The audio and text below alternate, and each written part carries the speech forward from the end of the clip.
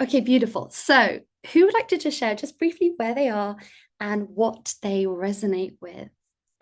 Just briefly, and then we'll get stuck into it. And if you don't want to share, that is fine as well.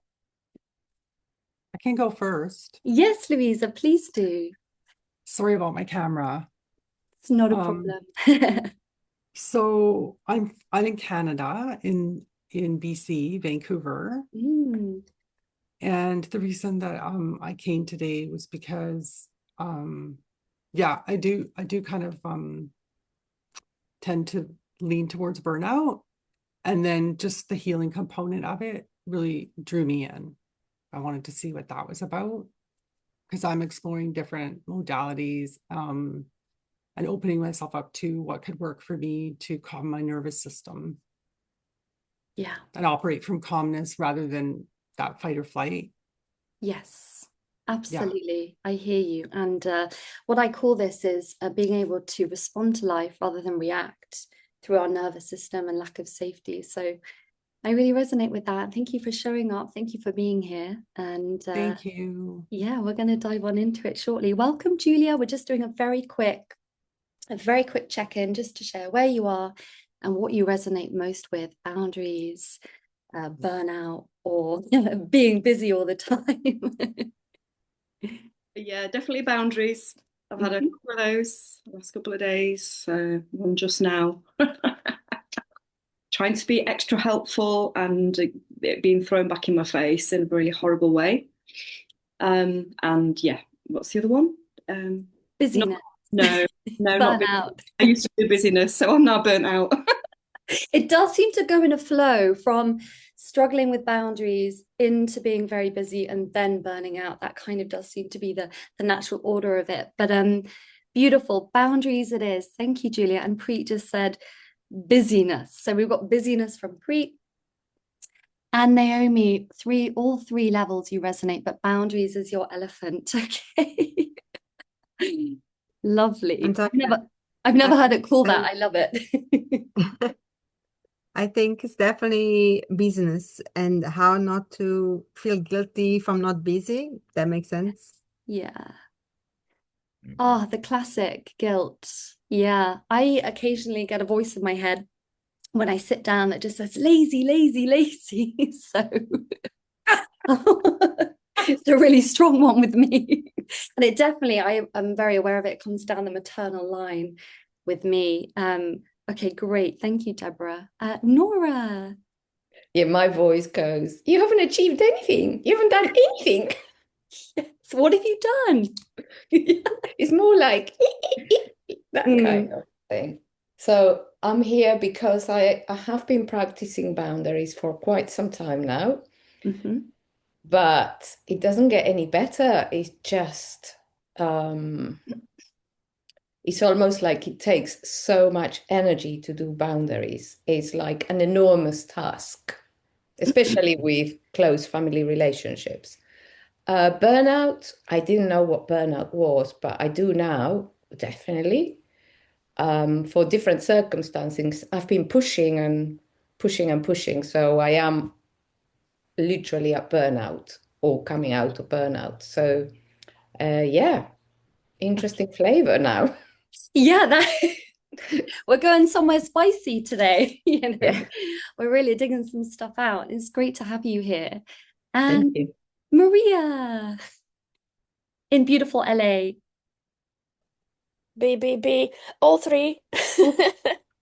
Yeah, Um, but lately, I guess, yeah, it's always good to practice boundaries. yeah, Um, yeah, then I guess as a result, you will get less burnt out. yeah, yeah. That's it. That's exactly it. That's where it all starts from. Okay, beautiful. Welcome. All of you are so welcome here. Thank you so much for being here. It's such a joy and a pleasure to host this. Haven't done a webinar like this before, but I do find my passion is understanding our behaviors and the deeper emotional pattern underneath them, because what we do is always from a deeper root cause. And the reason I did this webinar is because I am very experienced with all three Bs as well. The reason I got into all of this work that I do is because I worked for a company in London when I was in my late 20s for nearly 4 years. I worked for a founder and I burnt out because I had no boundaries. And my busyness was like a pride of honor for me. It was like a badge of honor. Like, look how busy I am, and I'm so important. And oh, all of that lovely ego stuff was underneath it that we'll get into in a minute. And I burnt out, and I had kinesiology because someone said, go try this therapy, it's going to help you.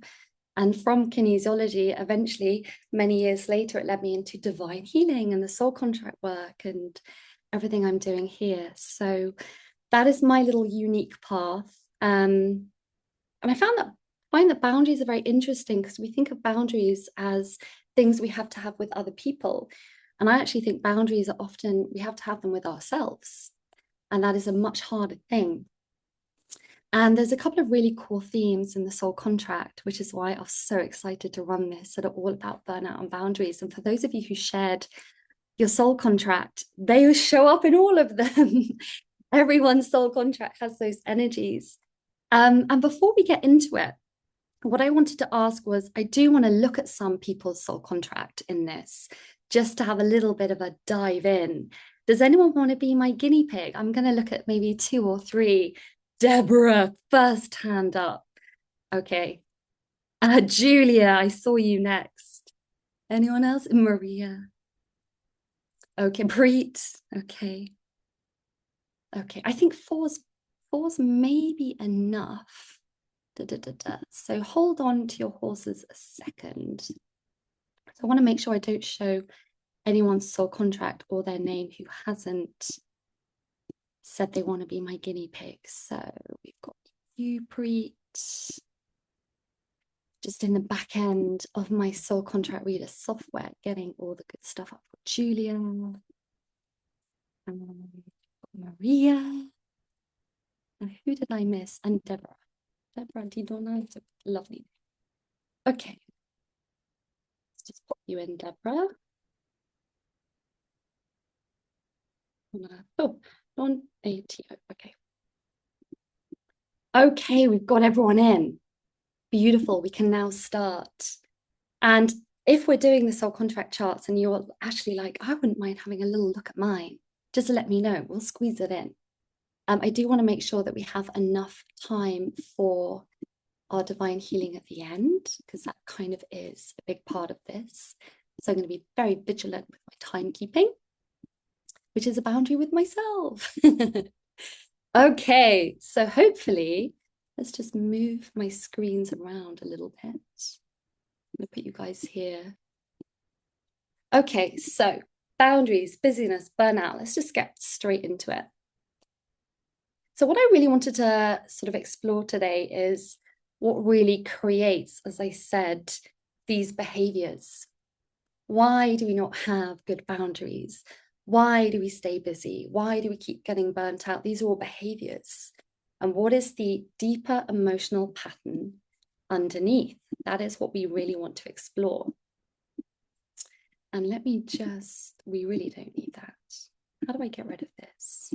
Okay, it's back. Oh my God, it's a little bit technical doing a screen share. Okay, bear with me, everyone, sorry. So more than anything, we want to look at the energetic blueprint within the soul contract that creates these behaviors. And this is exactly what we're going to be doing today. Now, we'll go into it a little bit later, but your soul contract isn't the only thing that is creating these patterns and these behaviors. You know, we have past lives, we have other lifetimes, we have stuff coming through our ancestors, through our parents, we have conditioning from the culture around us. But the whole point is becoming really aware on them. We're really aware and really clear of where they're coming from and what they are. And so this is one part of doing this. So ultimately, we have the behavior, which is the top layer. We have the hidden emotional pattern, which is just underneath. And then we have the energetic blueprint, which is creating all of it, like the root of the tree. And really, the whole point of bringing in the divine healing at the end of this is what happens if, instead of judging ourselves for oh, I can never get my boundaries right, or why can't I be stronger, or why can't I manage myself better? What if we softened out of that judgment and into a much more compassionate state of awareness through the healing work and through this beautiful self-awareness that we're going to do today? So, moving on. Boundaries. This is probably the most popular one with everyone. And as I said, it is the starting gun. So does anyone want to share? You don't have to if you don't feel comfortable. And does anyone want to share how boundaries shows up in their life, or how a lack of boundaries shows up?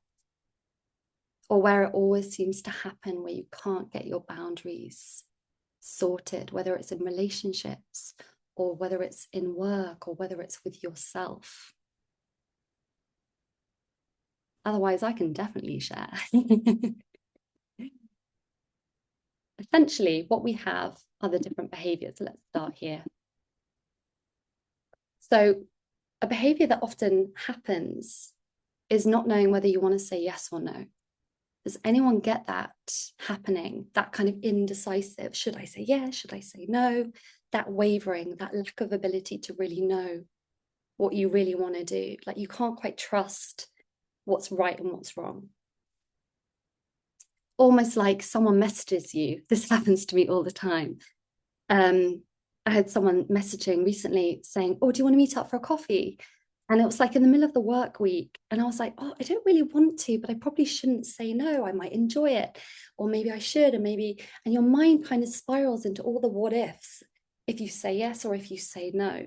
That can be so tiring. And maybe you might say yes when you really want to say no, and then you cancel at the last minute. And then you get this fear of, oh, I'm indecisive, I'm flaky, I haven't been able to commit. But really you've said yes in the moment, but energetically you've said no. And so that indecisiveness is a really key behavior when it comes with boundaries. And as I said, not quite being able to trust what your intuition is saying. Almost like your mind's saying one thing, but your body's saying something else, and you can't correlate and bring the two together into cohesion.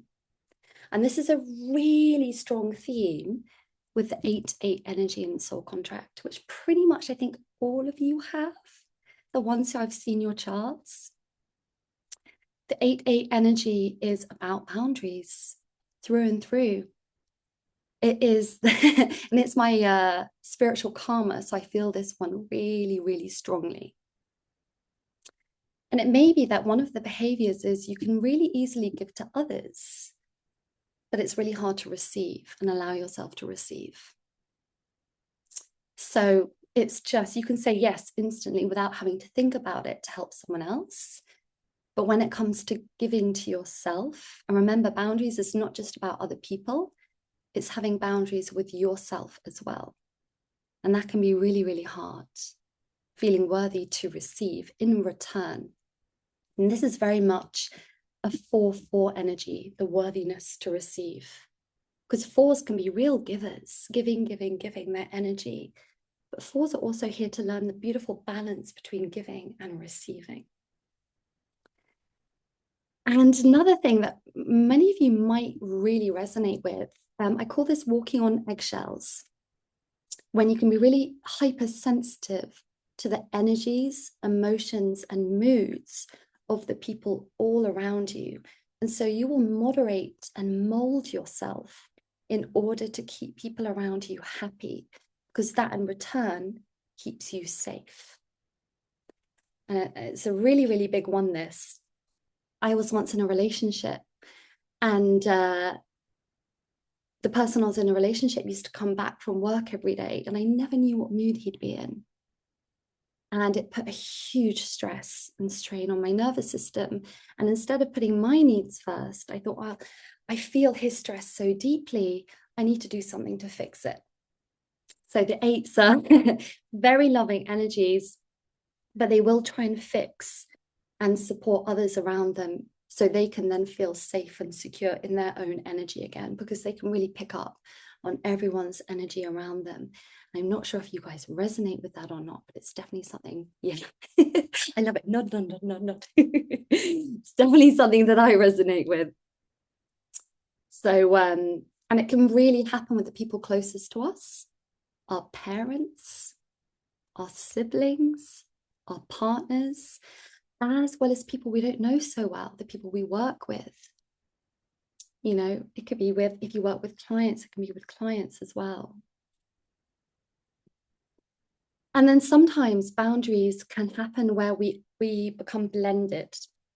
So we kind of call this codependency, but it's almost like you merge into someone else's needs and desires, and you lose yourself a little bit. And that can feel quite disorientating. We're our own person. But sometimes the lack of boundaries can really, we can lose our identity a little bit. And it's not just with people. We can lose our identity in a place, in a job, in a family, in a situation. So those are all the fun behaviors around lack of boundaries. And it may be that I've missed some. It may be that you're like, actually, my boundary shows up in a little bit of a different way. And that's really normal, because this is kind of based on my experience of what I witness in myself and witness in other people. So please do feel free to share at any point. You can just pop it in the chat how your boundary shows up for you, or lack of boundaries. Now, what is the hidden, this is the juicy stuff, what is the hidden emotional pattern underneath? What is sort of the root of this behavior? So quite often we have a fear. As I said, when you're walking on eggshells around someone else's mood, it's often because you're needing safety. It's a fear of making the wrong decision, fear of disappointing others, but ultimately sometimes not feeling safe. And fear of disappointing others can be really strong. So a lot of us are working with abandonment wounds, where we feel like we have something to prove to ourselves, to the world, to our parents, and then one layer up to God or the divine or the universe. And it kind of like filters down. So sometimes that really shows up here. Sometimes we think other people are more worthy or important than we are. And so we will not put ourselves first. We will put people first because deep down, maybe we put them on a pedestal. Maybe we feel that they're more important than we are on some level. So this is really about our worth, this one. And this in the soul contract is the energy of the 3. We're going to look at that in a minute. And then sometimes we want to feel needed. This is a little bit more of an ego one, hidden in the ego. And it's a little bit, we can hold a lot more judgment on ourselves when we look at this one. And so I'm just going to remind you, we are going to let go of judgment. But sometimes with boundaries, we like to feel useful. We like to give because in some way it helps us feel needed, validated, or important on some level.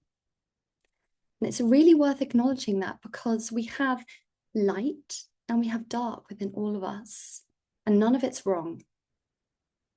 And what we do is we witness it and we embrace it and we integrate it in. We're not always here to let go in healing. We're actually here to allow ourselves to embrace all parts of us, even the parts of us that feel a little niggly or a little uncomfortable. So we're going to look at this 4 and 8 energy, and I'm curious with Deborah, Julia, Maria, and Preet if those energies are showing up. And do chime in at any point if you want to share anything at all, because I'm just waffling on until someone tells me to stop. So let's look at the busyness. If I can get my little pen one. I've got something to say about the overgiving. Please, Nora. It always comes up as a way of placating my uncomfortable feelings. Now that I am aware of it, overgiving mostly, or sacrificing.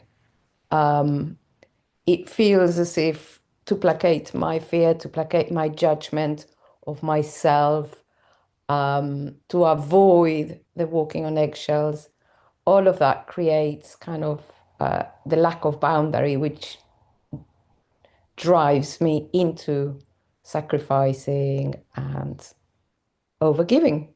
Yeah. Yeah. It's a really beautiful reflection. And you know what? Everything is, even though I separated these out, they're all blended together. And I try to separate them out to each slide to give it a little bit of structure and clarity.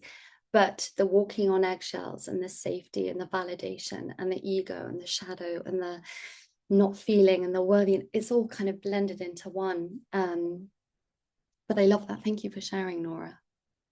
And yeah, please do share and just jump on in at any point. Because it's really valid.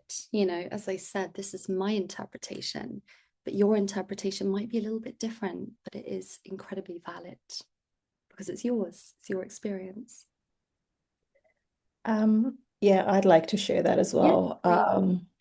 So I definitely resonate with the boundaries numbers. I have the 8-8 and you know, that's definitely there for me. And then it's interesting to see the 4-4 energy. I don't have that in my chart with my birth name, but my husband had in his. So it came on, you know, and having the reading done with Nicholas, I've been carrying that 4-4 energy with my Kelsey surname for the past 32 years. Yeah. So for me, boundaries is more like, you know, just giving it to people, people pleasing, being a good, you know, just doing things for them. But when Yeah. it comes to me, it's like I know what I need to do for myself, like wake up, have my morning routines and rituals, go to bed on time, have the space around me. I'm very like in line with all those.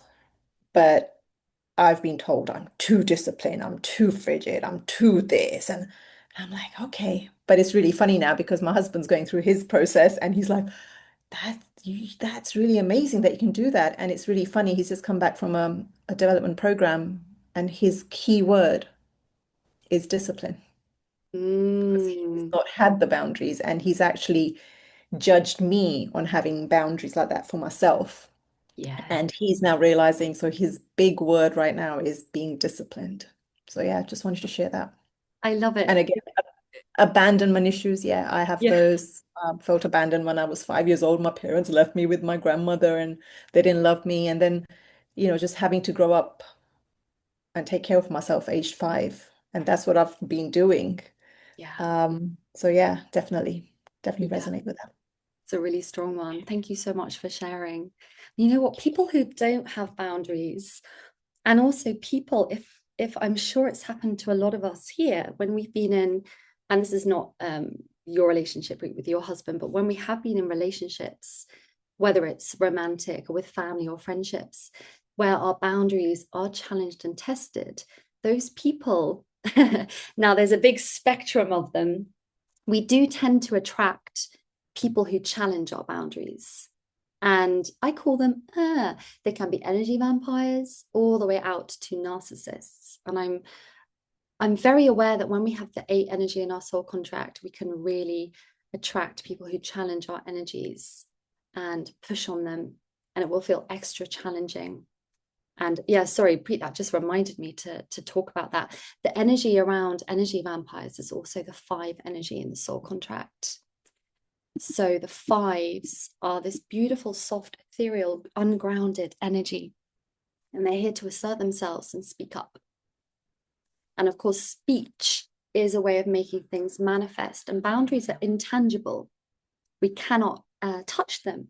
We cannot see them. We have to create them. And 5s are all about coming out of abstraction and into manifestation through the power of words, because words are energy. After all, the soul contract work is the power of sound. Sound is energy, it's vibration, it creates your reality. So I just wanted to bring the 5s in as well, because they do come into this as well. Okay, beautiful. Thank you so much, everyone, for sharing. It's really, really lovely to hear everyone's experience. Not that the topic is lovely, but it's lovely to bring in different experiences. So busyness. This is one I know all too well. Being always in a rush, always late, always trying to cram a lot in, not quite able to slow down. This is very much the nervous system. It is not safe to slow down and relax, because if I slow down, I am vulnerable. And ultimately, if I slow down, then I have to sit and feel what's really going on with me emotionally under the surface. And so what happens is we stay busy and we stay in a rush to often avoid feeling. We stay busy and we stay in a rush in order to avoid being present, because being present is being present with life and being present with ourselves. So often the busyness I always call this like a pendulum. And busy people, this is me, we tend to swing into the future. What have I got to do? What do I need to be thinking about? What's happening tomorrow?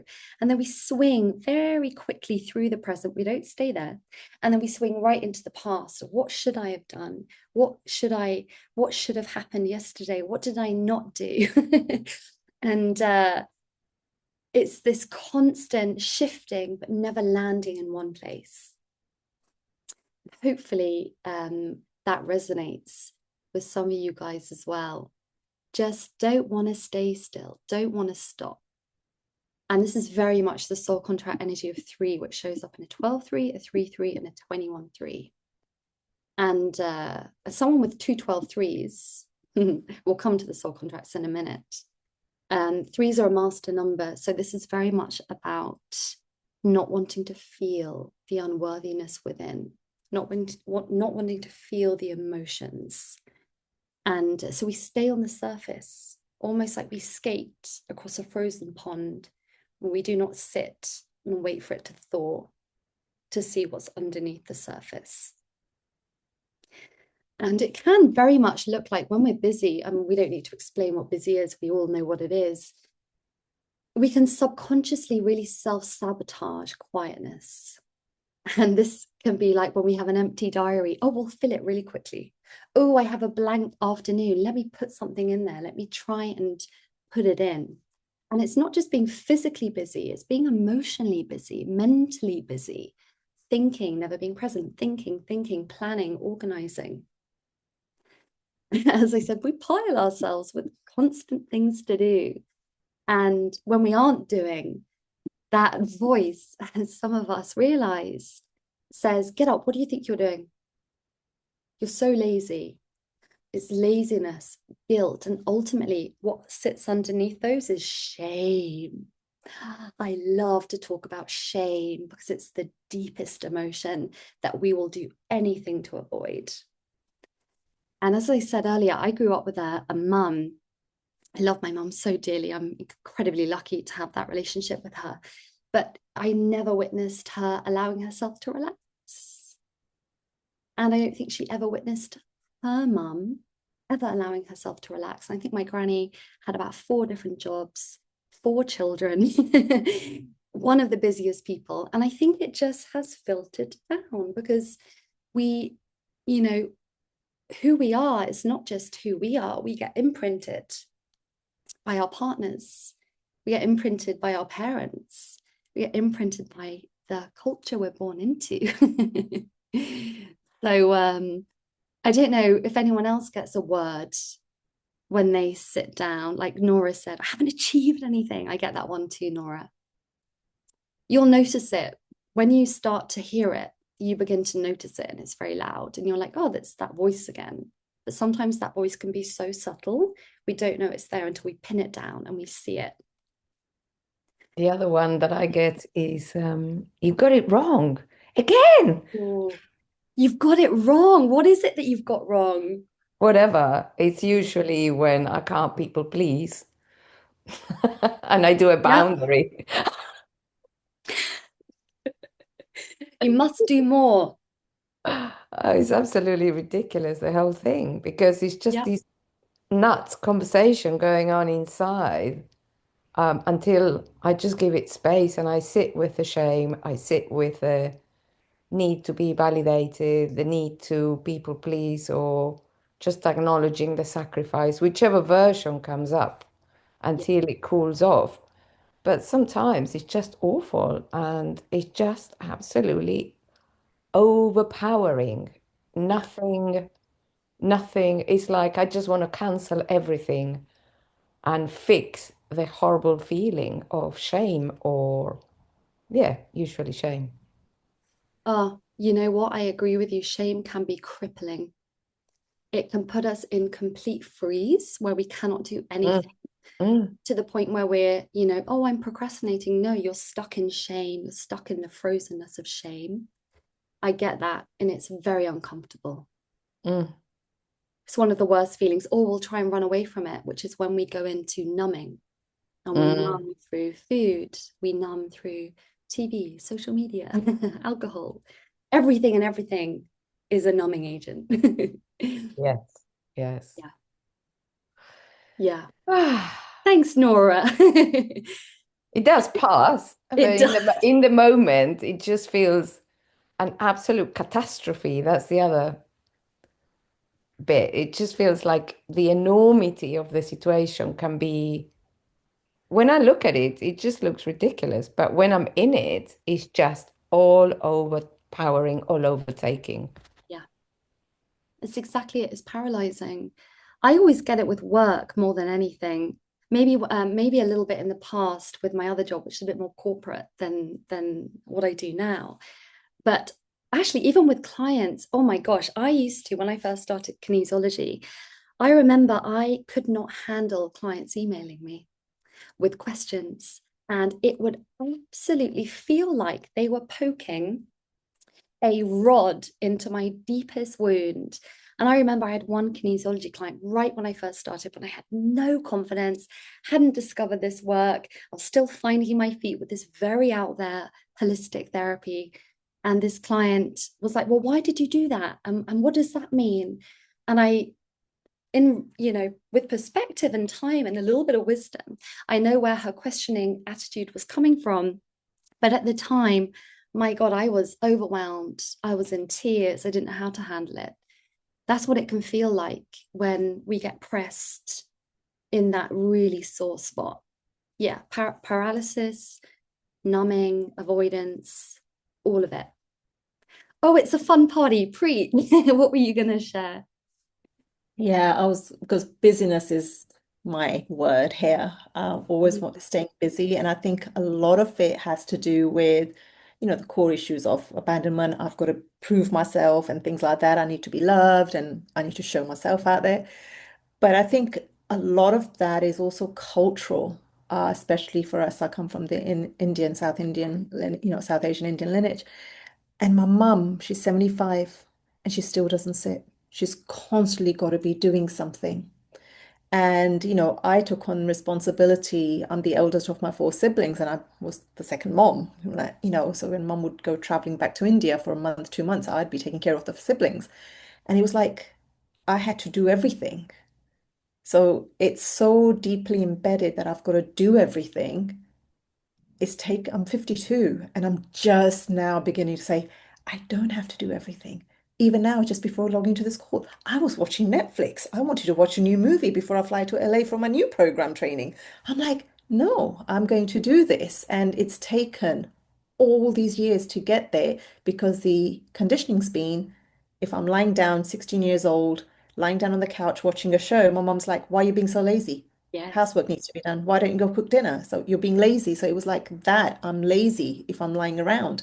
Um, and then after getting married and just doing stuff, nothing's going to get done unless I do it myself. And Yeah. then that thing, my husband can't do it because he's just going to screw it up. Let me just do it myself. Yeah, well, that's the I have to control. redo it Absolutely. anyway. Yeah. It's like Yeah. I'll have to redo it anyway, so might as well just do it myself. So giving myself that love to say and that permission that I don't need to do everything. The world's not going to fall apart. If the laundry isn't done, no one's going to have clean underwear to wear, not my issue. I have clean underwear in my drawer. It's that kind of thing. And, being brutally but gently honest with yourself and saying, really, you really think they can't feed themselves dinner if you don't cook it for them? So it's just, Yeah. I've learned it's more about giving myself that permission. And it's just so funny because I looked at all my charts because I have to use different charts. I've got the 3-3, I have got the 9-9, and I've got the 12-3. Have you got some sevens in there as well, Preet? I know. Yeah. So Yeah. just And wanted to share yeah, that. and what you're basically explaining when you said, our control, which does come from the 7 energy in the soul contract. Oof, I got a lot of that as well. Our control is for our safety. And our safety is also for us. We don't want to feel certain things that feels unsafe for us. And as women in particular, we're all women here, we get put into a box, and that box is our role expectation. And we get put in there from a young age. It's the good girl thing. Young age, women have to provide, women have to do. And it is a really steep climb to pull ourselves out of there. It is possible. I'm not even a mum, I'm not even a wife or a mum. I bow down to all women, but that's a huge job. You're looking after the house, you're looking after your family, you're looking after your work in many different aspects. So yeah, thank you for sharing, Preet. Definitely the culture has a massive impact, massive. In England, I think it was, maybe English people will resonate with this, kind of, you've got to keep going, you've got to keep doing. You shouldn't slow down, you shouldn't feel, and you shouldn't cry. That is the culture in England. Yeah. So this is a really fun one, busyness. We often don't want to feel. We don't want to be in the present moment, maybe because we're not happy there as well. Something to take note of. Sometimes we don't feel deserving to slow down. Sometimes our busyness hides that we are not in alignment with what is fulfilling and purposeful for us. And so again, we stay busy to stay on the outskirts of it. Now, this is very much a 15-6 energy, by the way. 15-6s will run around in circles, trying lots of different things to avoid feeling what's going on the inside. And again, as I said, there's the shadow aspect. Sometimes it helps us feel important, needed, and necessary to be busy. So, busyness, a joyful one, and my favorite out of all 3. Let's go into burnout, because I want to make sure we have time to look at some charts. So yeah, burnout is not necessarily the big burnout. Burnout can be low level, and it can be chronic, and it can be under the surface, happening constantly for years and years and years, always waking up a bit tired, always feeling a little bit down, never quite feeling 80, 90, 100%. I personally think I sort of lived for a long time, and maybe still live in a little state of burnout, thinking, why am I not stronger? I should be able to do more. That is the self-judgment I hold on myself around this. But often burnout does come when we are not in balance, when we are giving too much to others and not ourselves, when we are pouring all our energy into work but not into play, when we are it's anything really that is not in a beautiful balanced state. And we can't always have balance in our life, but ultimately we are here to learn that. We are really here to learn that. And we're here to learn that we have a physical body. A lot of us are very spiritual.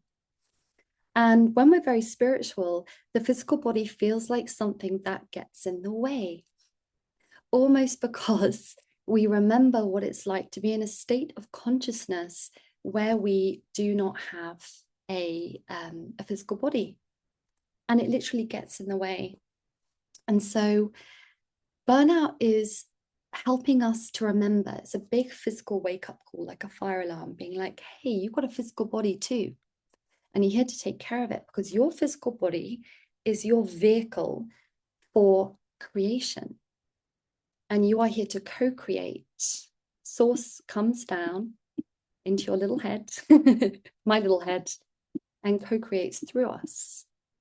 Source cannot create without us as the second half of the equation.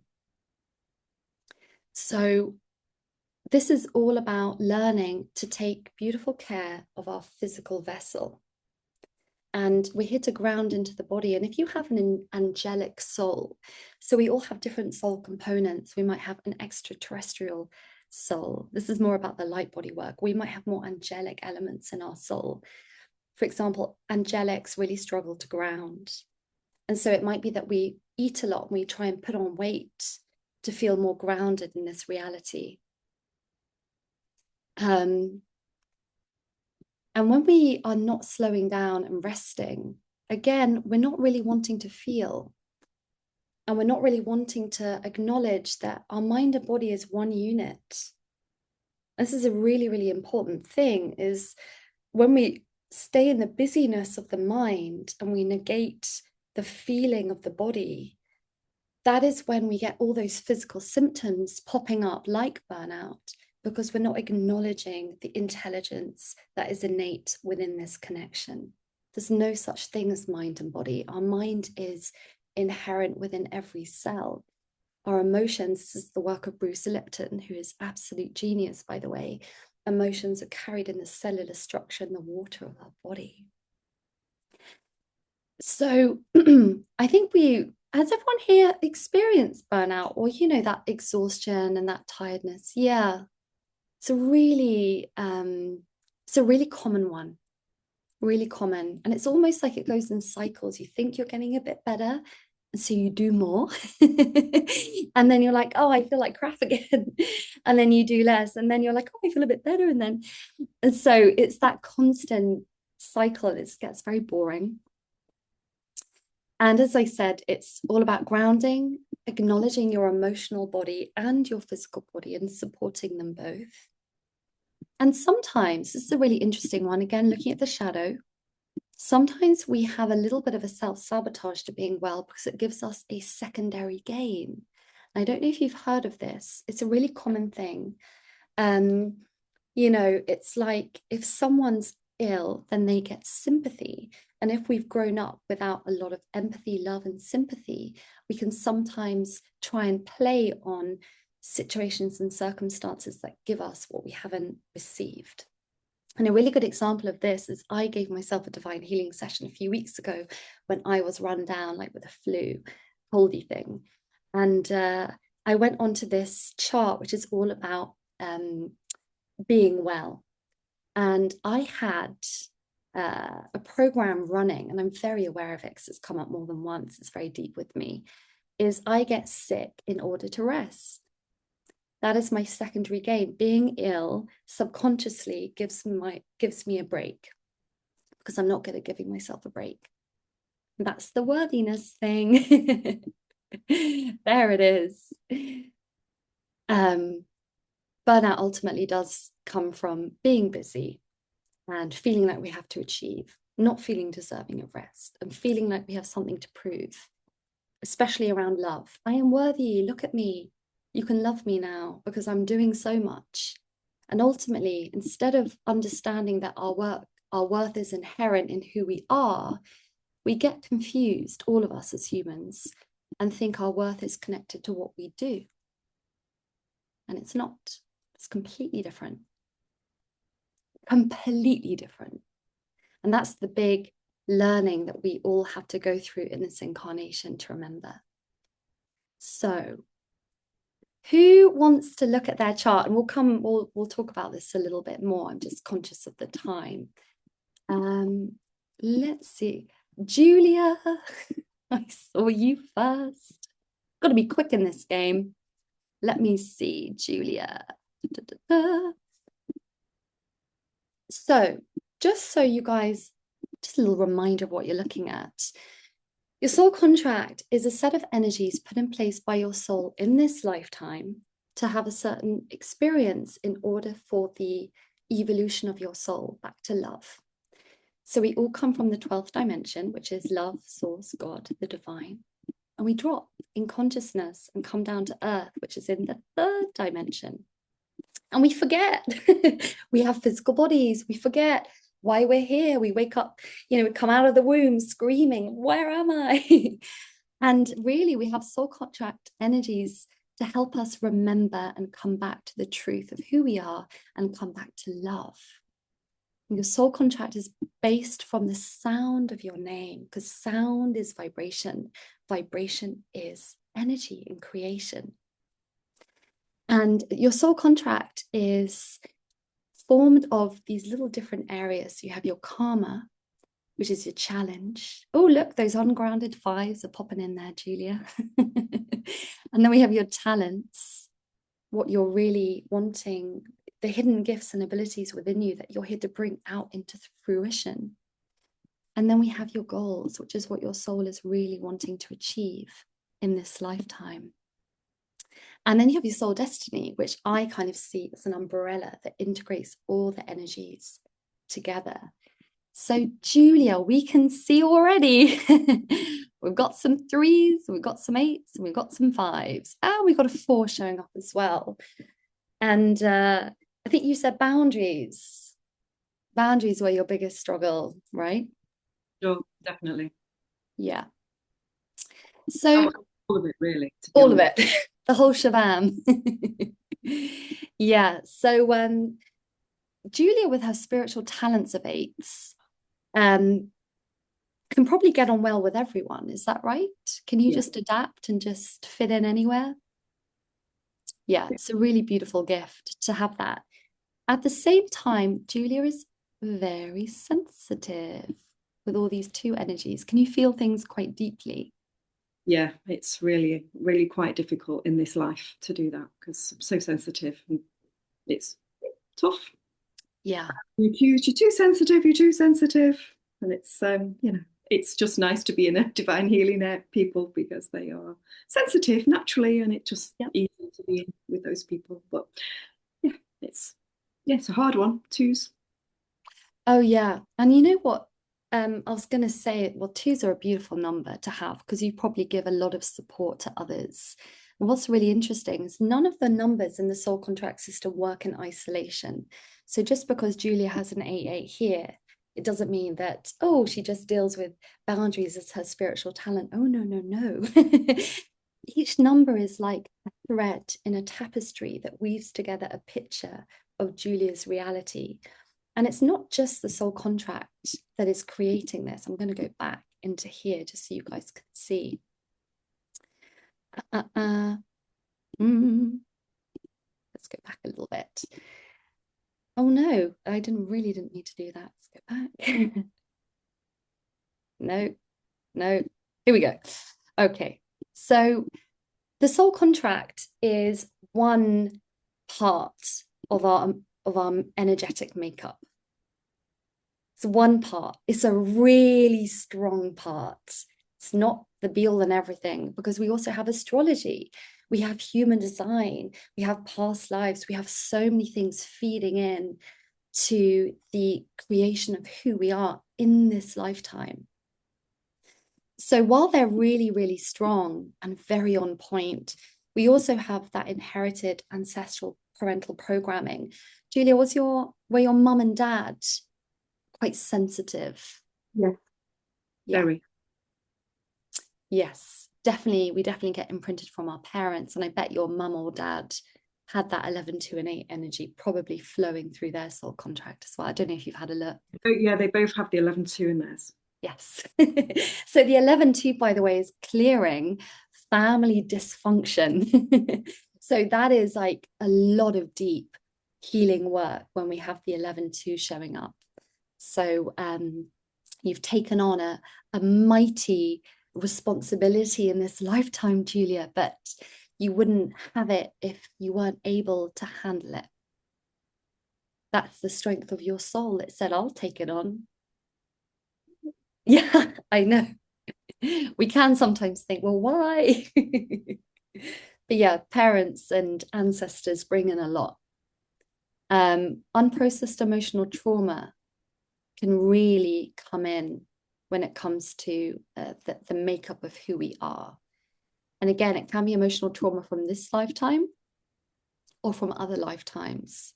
But emotional trauma is a huge reason for our behaviors and the emotional patterns underneath. So as Preet said, you know, abandoned to live with her grandmother age 5, that is emotional trauma.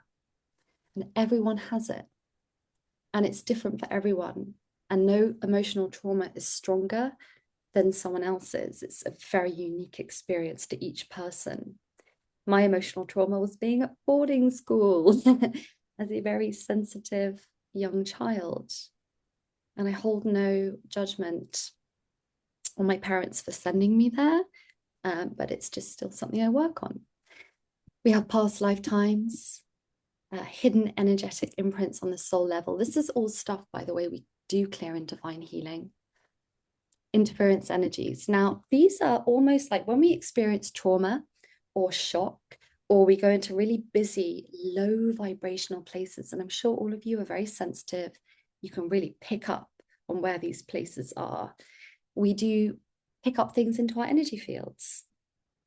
It's really normal. There's lots in this world that we can't see with our eyes, but they kind of feed off lower energy emotions like shame and fear. They'll feed off it and they'll hang out in our energy fields because they think this is a delicious place to be.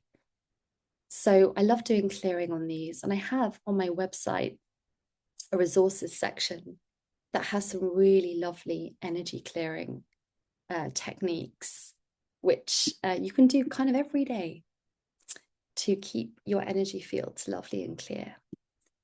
And then we can just have imbalances, you know, if we don't work out, if we don't eat well, if we don't exercise, if we don't take care of our mental health, yeah, it's going to affect us emotionally. It's going to affect our behavior. So I wanted to bring some attention to that before we moved on. Julia, thank you for sharing your chart. I know we don't have too much time to go too deep into there's so much to pack in into one webinar. Who else wanted to have a little look at their chart? Deborah and Maria, I saw. Sorry, I can't see her. Deborah. Okay, let's look at you, Deborah. Did I spell your name correctly? I think I did, yes. Beautiful. Oh, look, we've got an 8 in the physical karma already.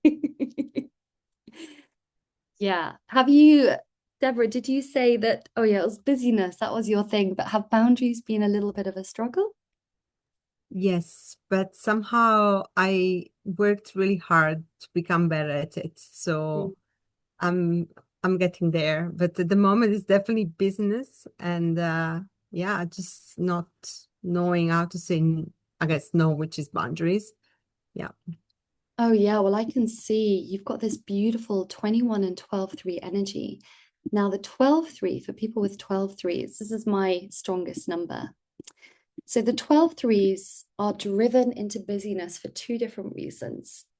The first is the 12 is naturally highly expansive, highly loving, wanting to learn and bring in and then expand outwards. So Deborah, do you resonate with that kind of, oh, I want to bring it all in and then I want to put it all out into the world? Yeah. Yeah. It's almost like urgency on the soul level, like a thirst you can't quench or a hunger you can't sate. It is so strong, this energy. It's very intense. And at the same time, the soul is wanting to expand. And the ego is wanting to stay busy to avoid feeling any kind of unworthiness. Yes. Yeah, I It's can a double definitely whammy. resonate with that. It is. For example, what you were saying, even you know, that I work with herbs and essential oils and all of that, and I sometimes I really want to share more with people, but then I get really afraid to share, and then I feel like, oh, let me just get busy with something else. I don't have time to do it. I don't have time to do that video. I don't have time to do that whatever post or yeah. Yes, the three will hide. At the 3 energies about shyness and hiding And it's a really strong energy in your chart. And you also have these beautiful sevens. So 3s and 7s are very similar. And I've done a YouTube video on them because they kind of work as a pair. I always see them showing in charts together. The 7s won't want to show themselves. So they might wear a mask, or they might not want to be seen. And the 3s, they have a real deep fear of failure. And so they will not try. And they will just skirt around it, and they'll stay burrowed. We call this the canal, and not want to come out of hiding. But the irony is, Deborah, is that with your 8s, I have no doubt that you get on well with a lot of people, and you're meant to reach people with 8s. It's community. You're highly creative with your 6s. You're very catalytic with 7s. It's a very magnetic, catalytic energy. And 3s are here to communicate.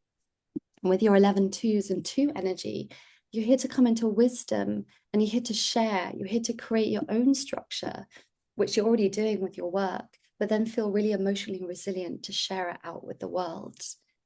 But that comes from that wisdom of like absorbing failure and learning that you deserve to be seen and heard, and overcoming any soul suppression from this physical karma that made you believe that your voice wasn't important. So all of that. Yeah. Okay, thank you so much, Deborah, for sharing that. We'll just look we'll look at Maria, and then we'll definitely, sorry, Preet, I might not have time to do yours. I didn't see you in time.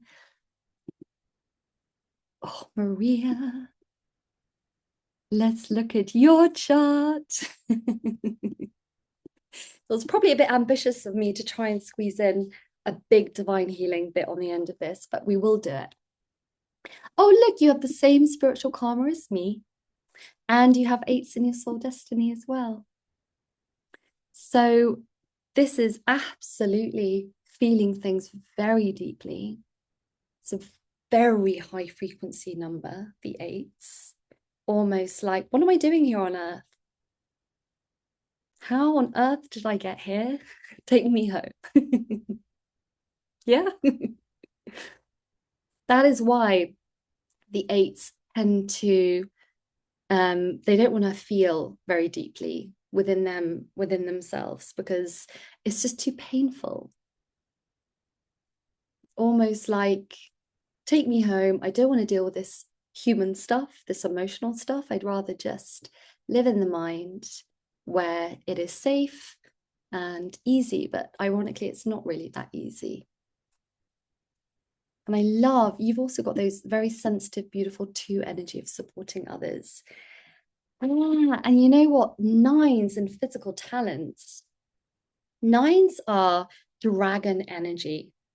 It is such a strong energy, but the 9s can push the body, because it's a soul push beyond what the body can sometimes do. But I'd say for you, Maria, you're pretty, you have a very strong energy, and I know you do a lot. You do a lot with your work. But does it ever feel like your body pushes you, or your soul pushes you too far? Yes, and how to put it? I stop when my body gets sick. Yep. So it comes to an extreme. Well, but yeah. obviously that was in the past. I'm now learning to not allow that. But yeah, in the past, I had burnouts like every year for 10 years. Yeah. And you know Yeah. what? You have this 22, and 22s are explorers. They're travelers. They're always wanting to go beyond, go beyond. And then you got the 9s from the soul being like, I am strong. Let me push forward with this dragon energy. And probably with your 8s, you were like, oh yeah, I'm not really feeling anything. And then boom, you get sick. That's a great example, Maria. Thank you. And you know what, Preet, we'll pop you in. Let's have a look at Preets. I don't want to leave you out. And then we'll do our little divine healing process. I want to make sure everyone's included. Okay. Oh, lovely. So you got dominant vibration of 8s. And this is just, you know, your as spelt chart. So sometimes when we have a non-English name or a name that sounds very different from the way it's spelt, we have an extra version of our soul contract, which is like a layer deeper.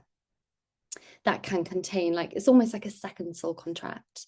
Both are correct. People resonate with both of them. I tend to work with as spelt because it's always on the money. And you got the 15-6 Preet. Lots of going around in circles, and that 6 energy is can be very scattered and very focused, and it can swing between the two because it's so creative, that energy. You know, you got the 3s, spiritual talents of 3s and 7s again, ultimate at the top of your chart. This is really the what I call the pinnacle of the soul's path in this lifetime, is to really communicate and come out of hiding and be seen, to be, you know, a real changer. Like, it's a game changer, this 7 energy. It's a master number, same with the 3.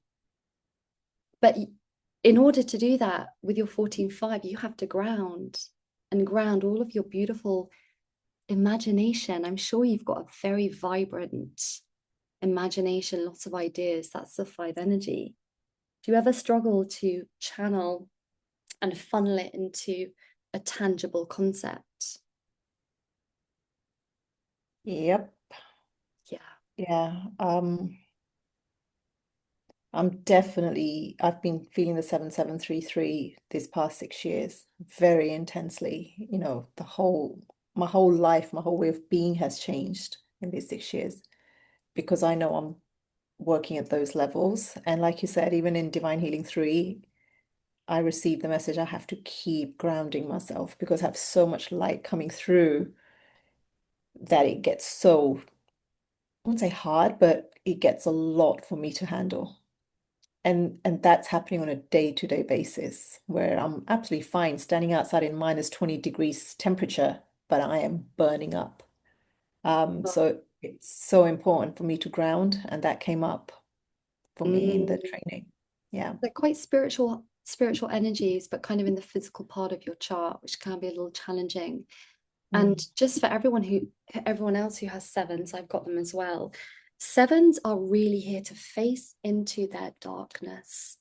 They're here to face into the core. And this is not unworthiness. This is shame. This is facing into the deep shame of, I am a terrible person.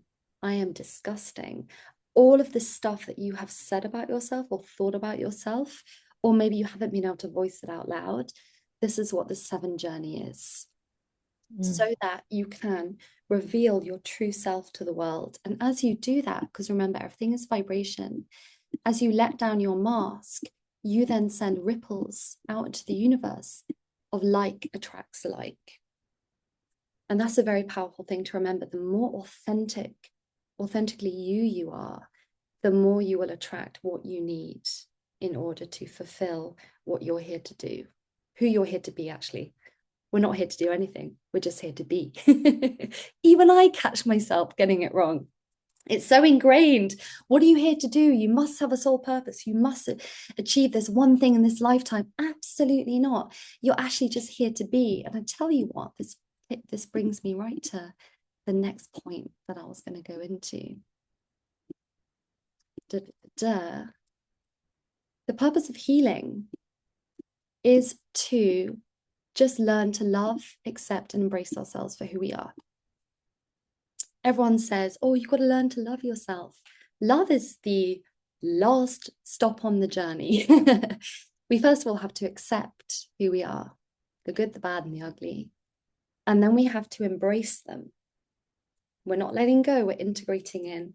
I accept and embrace all of me. And only then can we learn how to love that. And remember that we're just spirit having a human experience.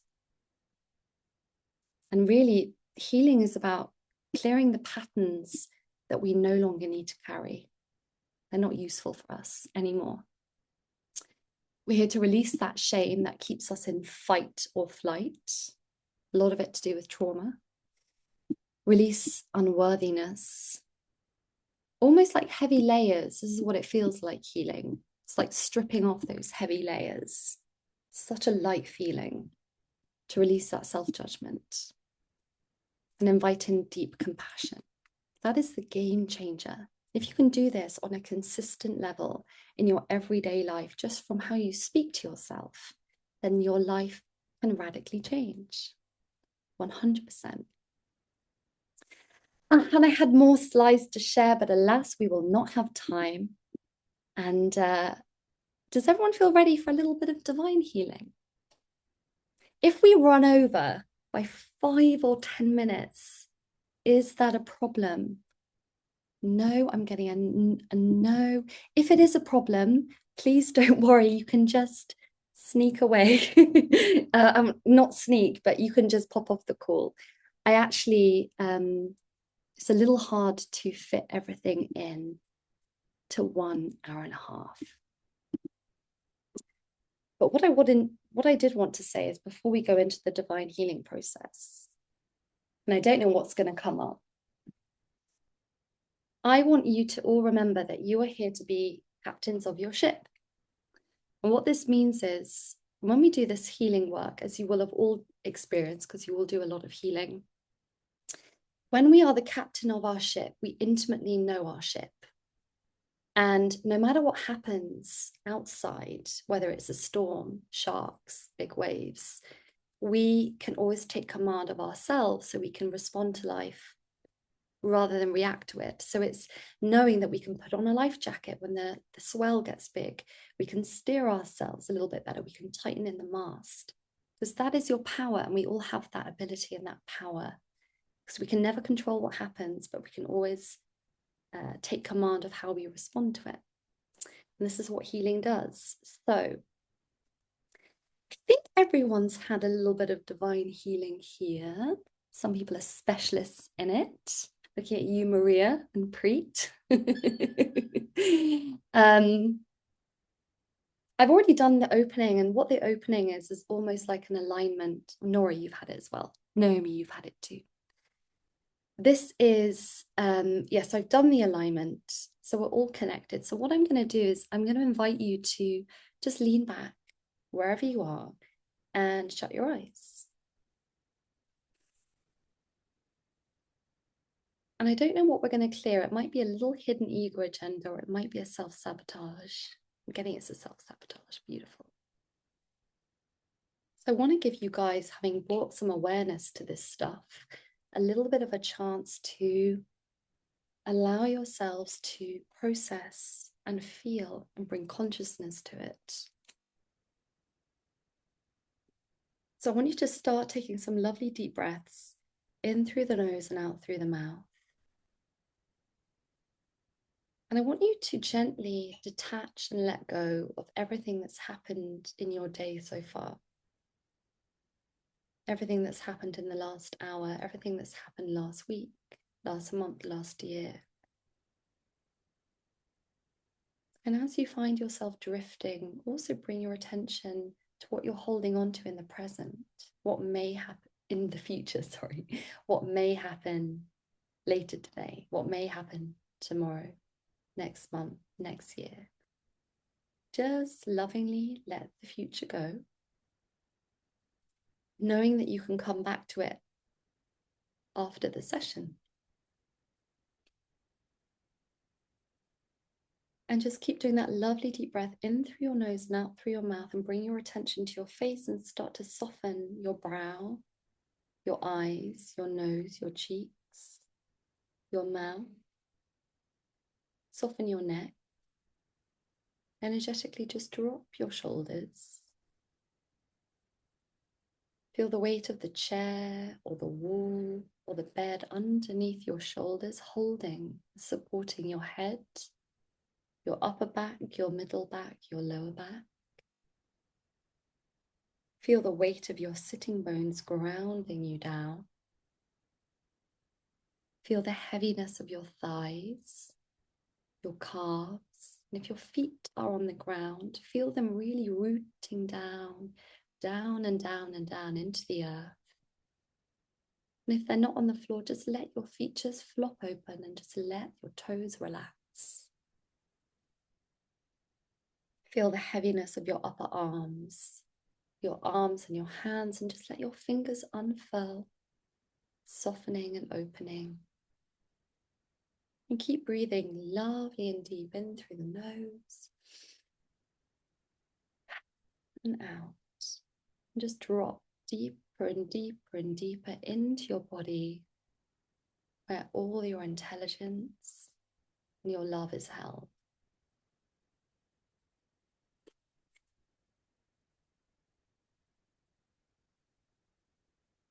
I'm going to have a little explore as to what we're going to do. And hopefully you're all feeling nice and relaxed and calm.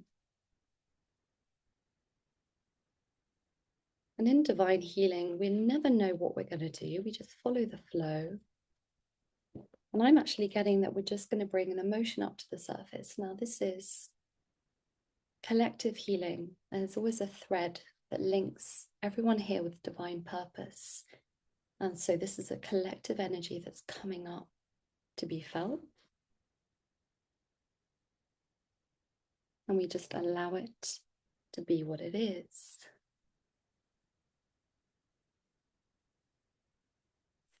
And this is an energy or an emotion around feeling flustered that's come through. So I want you to sit with that, feeling flustered. I'm going to get a good definition of flustered. A little agitated, a little confused, a little stressed, not able to think clearly. Just allow yourselves to see how it resonates. You don't need to do anything in divine healing. You're just opening up to the awareness to let it come up and through. Flustered, agitated, confused. Just notice where this energy is sitting in your body. You might want to do a body scan, or maybe you know where it's feeling, maybe a little heavy, a little tingly, a little sticky. Just allow your body to tell you where this energy of flustered is being held.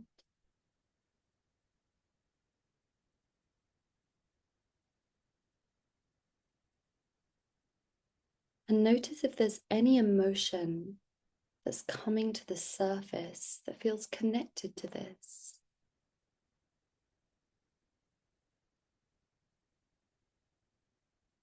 Maybe it's an image that you have that brings up an emotion when you think about flustered. Maybe it's a memory that's coming into your consciousness and the emotion that comes with that memory. There's no right or wrong. Just allow yourself to feel it in a way that feels good for you.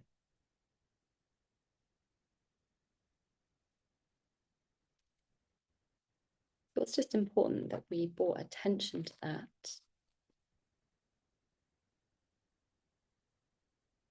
And we are going to work on one of my favorite things, which is the sabotage chart. If I can find it in amongst all of my notes. Yes. So we all sabotage consciously and unconsciously in order to get something or in order to avoid something. They're very hidden and they're very potent. And they can play out a whole lifetime. So I'm going to feel into what collective sabotage, and you're all going to resonate with it a little bit differently.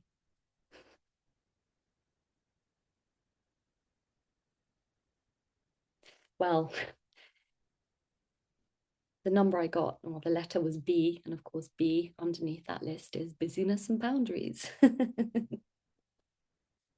Divine healing just has a wicked sense of humor.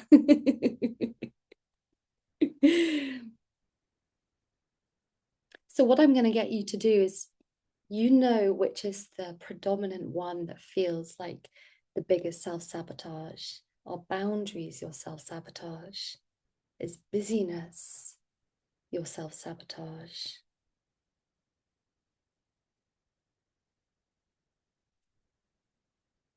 I'm getting that it's boundaries, to be honest, for everyone, which is why it came up here. Sabotage the boundaries.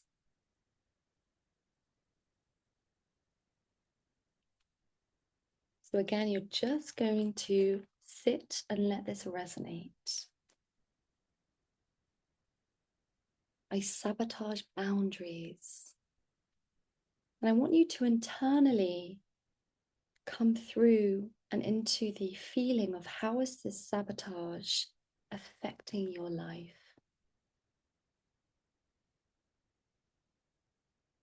How is your sabotage around boundaries affecting your work, or your relationships, or your creativity, or your purpose, fulfillment, or your spiritual connection?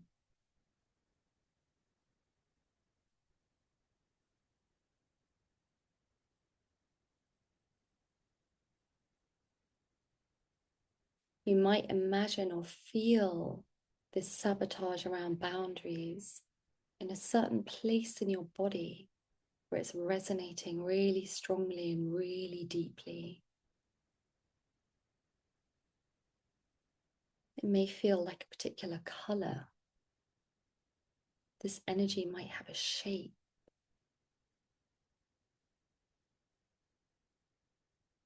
It's going to be very unique for you. Or maybe again, it's a word that keeps coming through, or an image.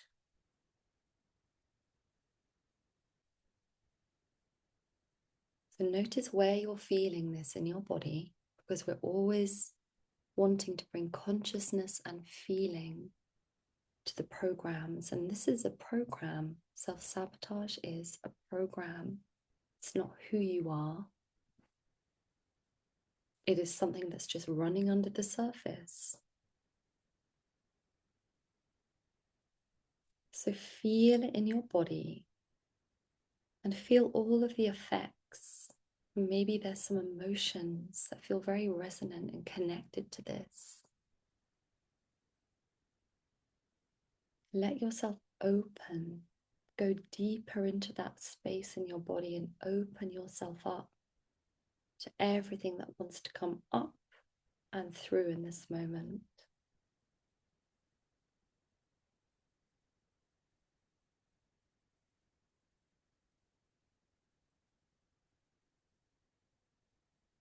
There's no right or wrong way to do this work. You're just going to flow with whatever is coming up for you. And what you're going to do is you're going to put a hand over your tummy button now, which is going to help us when we're going to ask some questions in a moment to really connect with the ego. We're going to get the ego to spill its secrets. Or why is this sabotage to boundaries running? So I'm going to ask you some questions, and you're going to spontaneously answer just to yourself the first thing that comes up. Again, there's no right or wrong answer. And it's going to be like this. I'm going to say a statement and you're going to fill in the answer. So for example, the sabotage to boundaries allows me to, and you're going to fill in the answer, okay? And it's, you don't need to think about it. It's just whatever pops up first in your head. Might not make sense, but will at the end.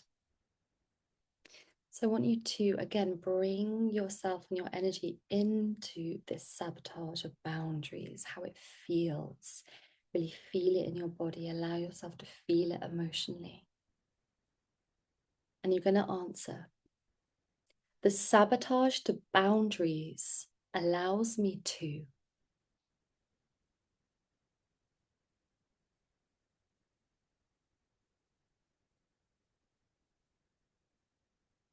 The sabotage to boundaries allows me to.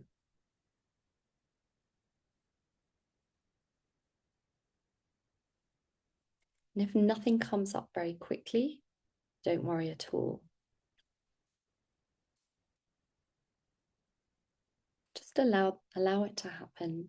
Come down out of the mind and into the body, and the answer will pop through. Next one. What I don't have to do by having this sabotage to boundaries is. What I don't have to do by having this sabotage to boundaries is.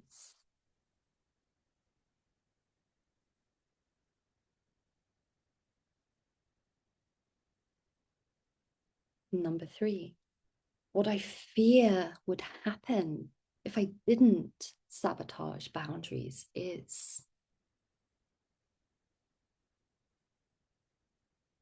What I fear would happen if I didn't sabotage boundaries is.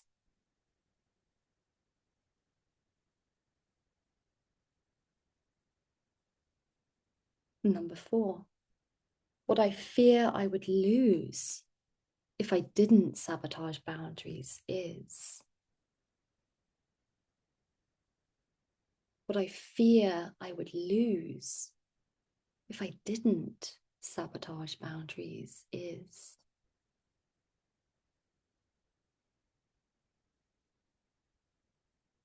You're doing great, just a few more.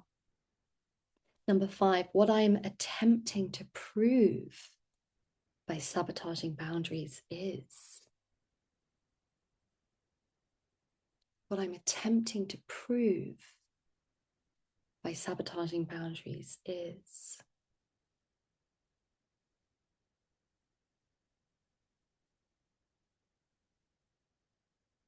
Number 6, what I'm attempting to get by sabotaging boundaries is.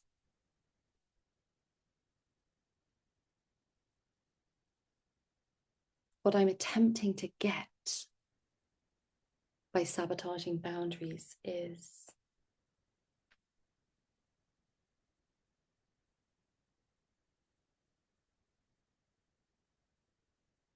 And then last one, you've done great. What I'm attempting to avoid by sabotaging boundaries is.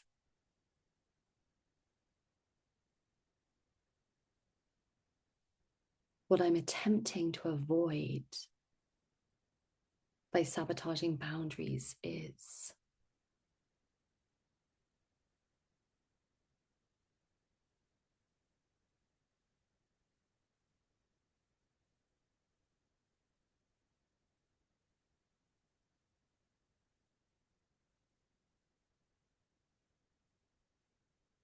Okay.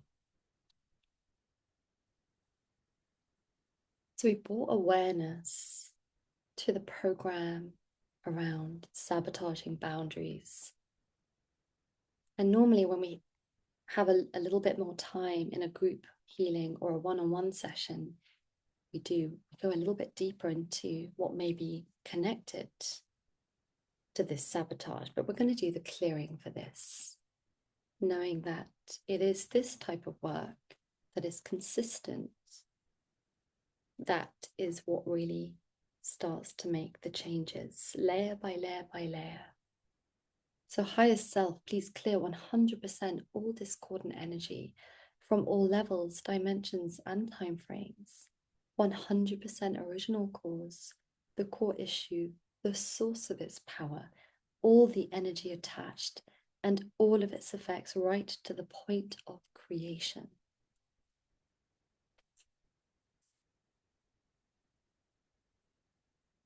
Thank you.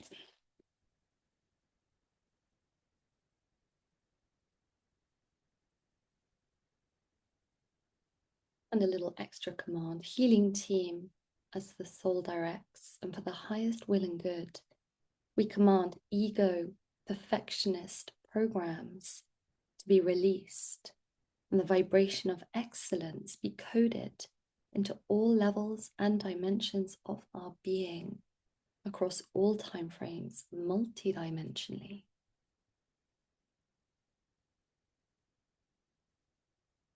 Thank you.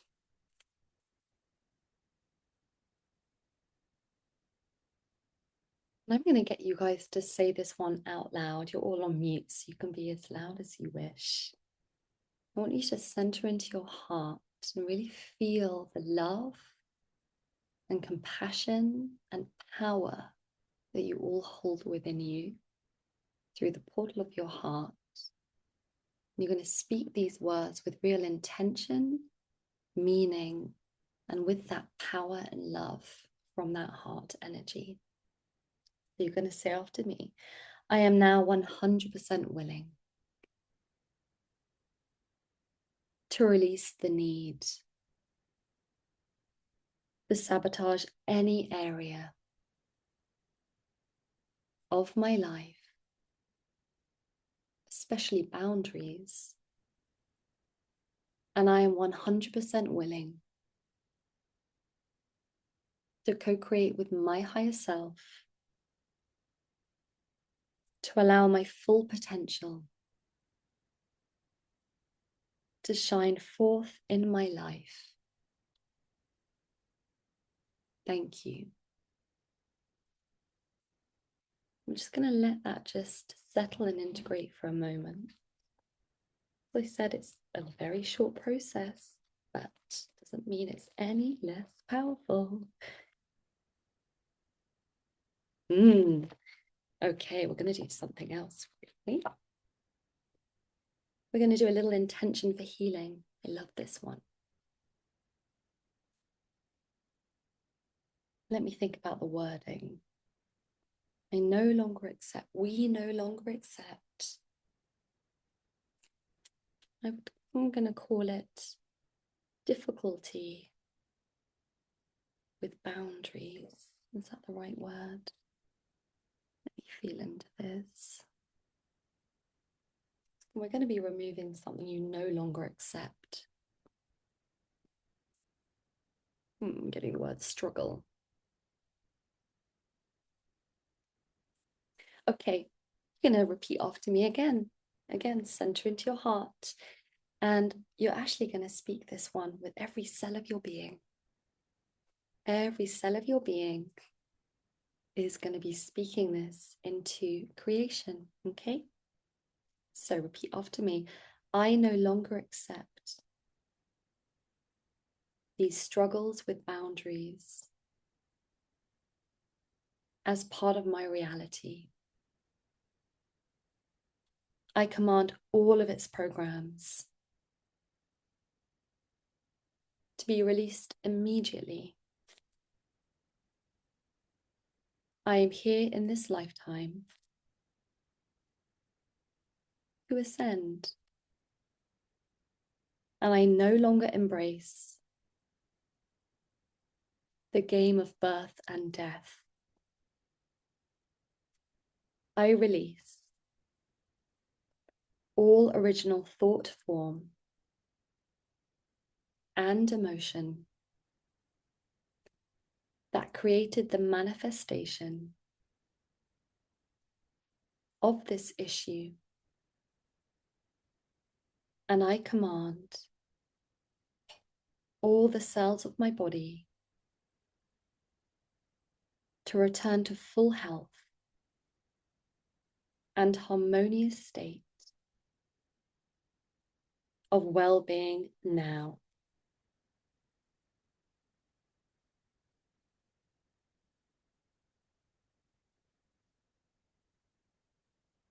What I want you to do is imagine an energy that's sitting within you. And this is the energy of strength, power, and worth. Knowing your worth. It's pure love. Strength, power, worthiness, and love. And I want you to notice what color this is. Notice what color this energy is, and notice where it wants to sit in your body. It will gravitate to a certain place. Mine is bright yellow and it's zoomed straight into my solar plexus. what I want you to do is I want you to breathe and integrate this energy into all the parts of your body. With every breath, it is expanding outwards and upwards and downwards. And just allow it to travel in and around your body, making its home. Strength, power, worthiness, and love. It's a beautiful colored energy. Allow it to shift and move. It might want to go in a different direction. Just allow it to flow where it wants to go.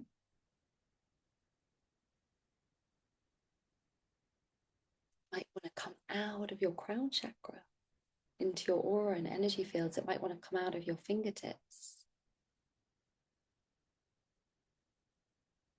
You might want to fill the room. There's no limit.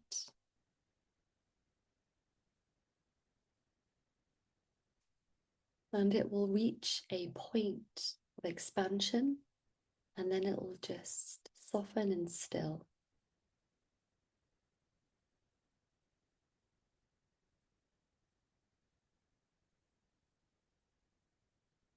Just always existing within you.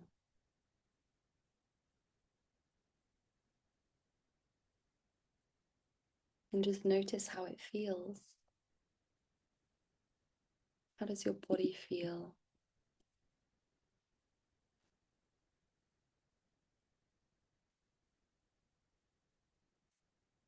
Allow yourself to fully let it just integrate, embrace the feeling. And then when you feel ready, you can just rise back up, back into the moment. Open your eyes. And come back to our beautiful little online space. And just take your time. Welcome back. I can only see you, Maria. Hi, Preet.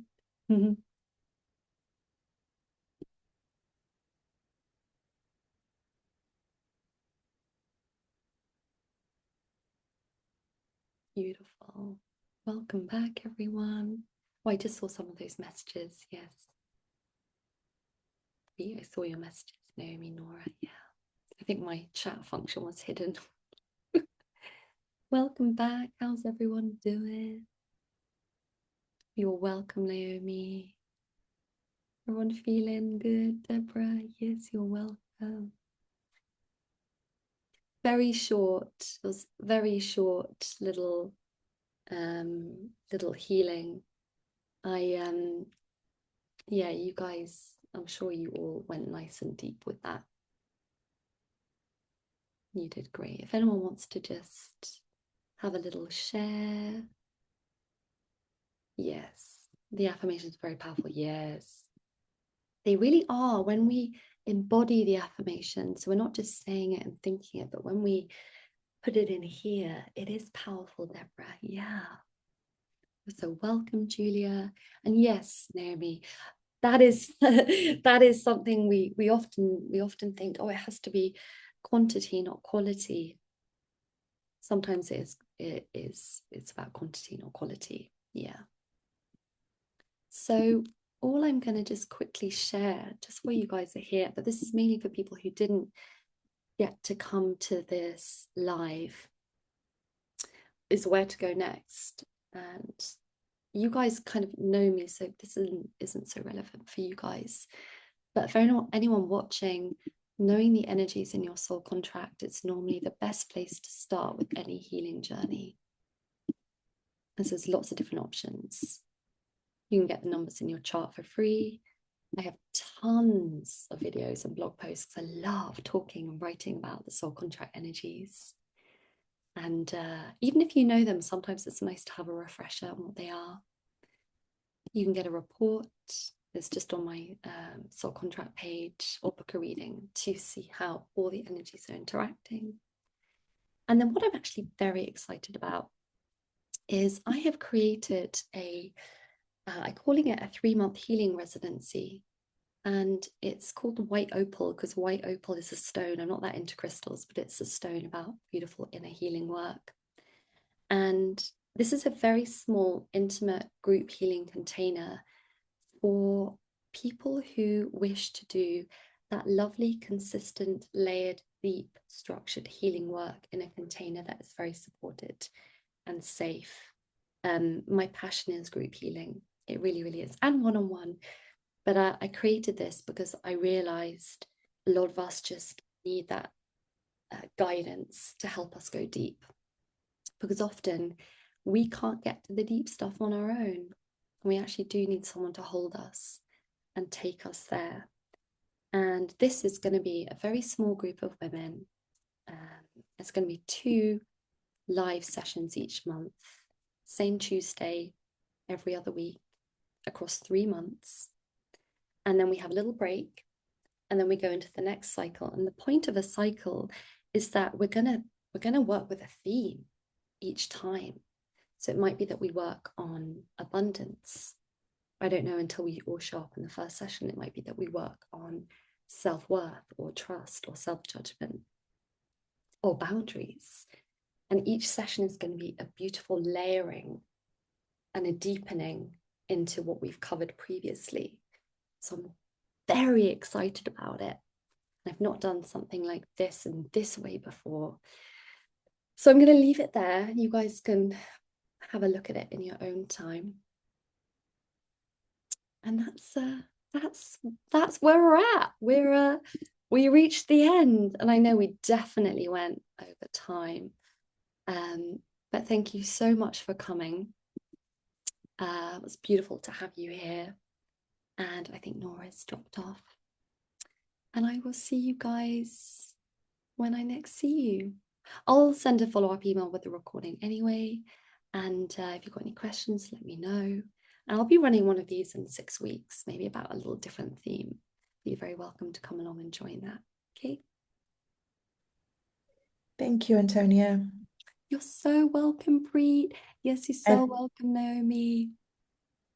I definitely want to look into the White Opal, so I'll check that out. Please do, Preet. It's going to be running 5 p.m. UK time, which I think, are you a PDT or EST, Central CST, Chicago. EST? Yeah, so that's 6 hours. Yeah, 6 hours.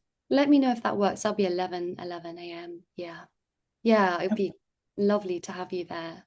And thank you, Julia. Yeah, any questions, please let me know. It's all on there, but just, yeah, you can let me know. Okay, I'll see you all soon and sending you lots of love, okay? Bye. Thank Take you. care of yourself. Oodles of love, Naomi. Bye.